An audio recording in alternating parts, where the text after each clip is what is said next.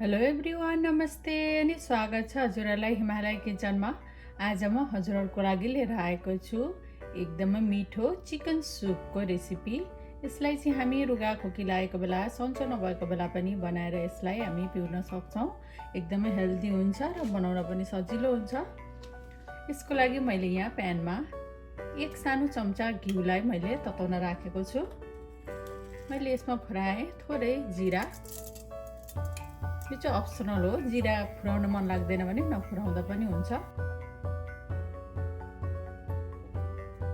र यति बेला भएपछि मैले यसमा राखेँ एउटा मिडियम साइजको प्याज, सानो गरेर काटेको।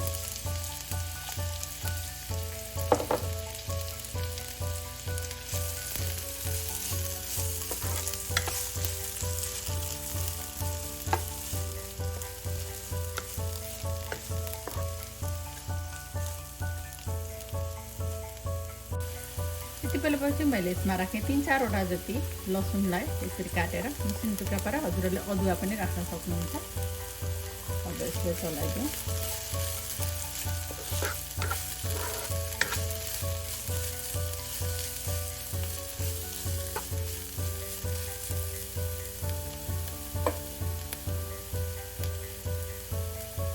र मैले यहाँ लिएको छु 200 ग्राम जति चिकन ब्रेस्ट। मैले त्यो चिकन ब्रेस्टलाई 15 मिनट जति बोइल गरेर अनि यसरी यस्तो टुक्रामा लिएको छु। टुक्रा बनाएर बोन सहित लिएर बनाउँदा पनि हुन्छ, मैले चाहिँ बोनलेस लिएको छु।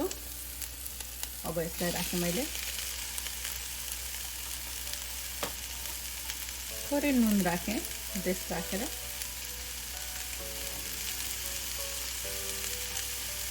एक चौथाई चम्चा जति काश्मिरी रातो खुर्सानीको धुलो राखेँ मैले। यो अप्सनल हो।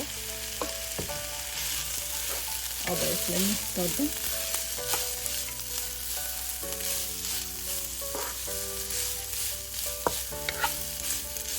यो चिकन ब्रेस्ट बोइल भएर राम्ररी पाकिसकेको भएर यसलाई धेरै बेर पकाउनु पर्दैन। एकछिन 1-2 मिनट जति यसलाई यतिकै चलाउँदै पकाउने।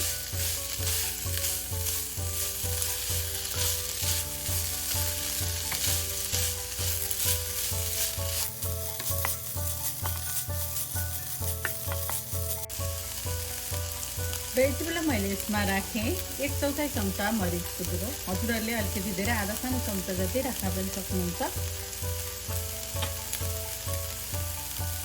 अब फेरि मिक्स गरिदिउँ।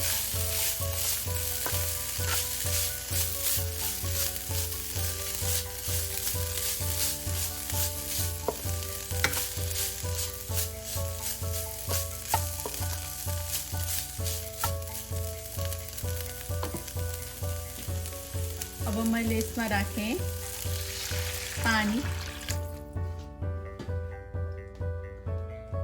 मैले चाहिँ 2.5 कप जति पानी यसमा राख्दैछु।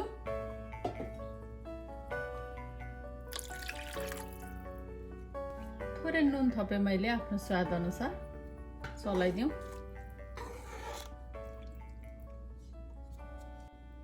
र मैले यसमा राखेँ एक सानो चम्चा जति सोया सस।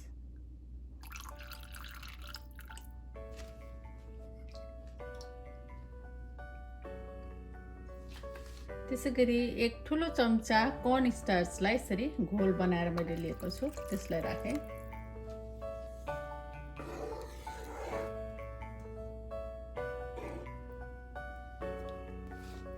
र मैले यसमा राखेँ 2 ठुलो चम्चा जति मसिनो गरेर काटेको बन्दा, 2 ठुलो चम्चा जति मसिनो गरेर काटेको गाजर। नुन थपेँ मैले आफ्नो स्वाद अनुसार।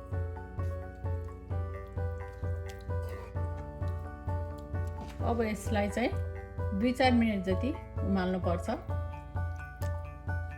यो चाहिँ कतिको बाक्लो पातलो बनाउने त्यो पनि आफ्नो खुसीले बनाउन सकिन्छ।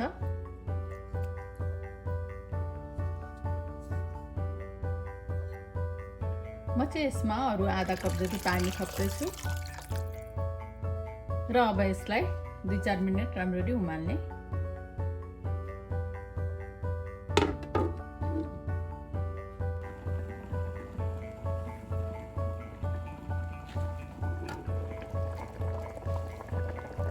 ल अब हाम्रो सुप चाहिँ तयारी भइसकेको छ।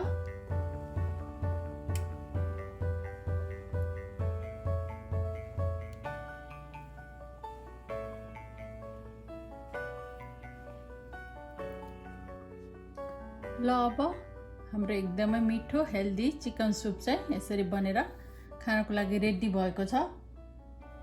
र यसमा म राख्दैछु रेड चिली फ्लेक्स माथिबाट। यो चाहिँ अप्सनल हो, नराख्दा पनि हुन्छ। केही हरियो धनियाको पत्ताहरू।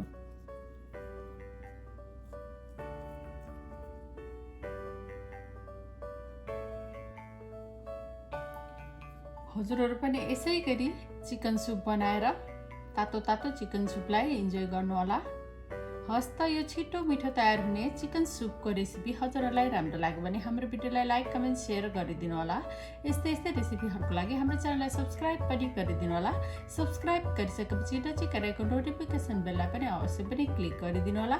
फेरि पनि यस्तै मिठो प्रकारको रेसिपी लिएर आउने नै छु। हाम्रो भिडियो हेरिदिनु भएकोमा हजुरहरूलाई धेरै धेरै धन्यवाद।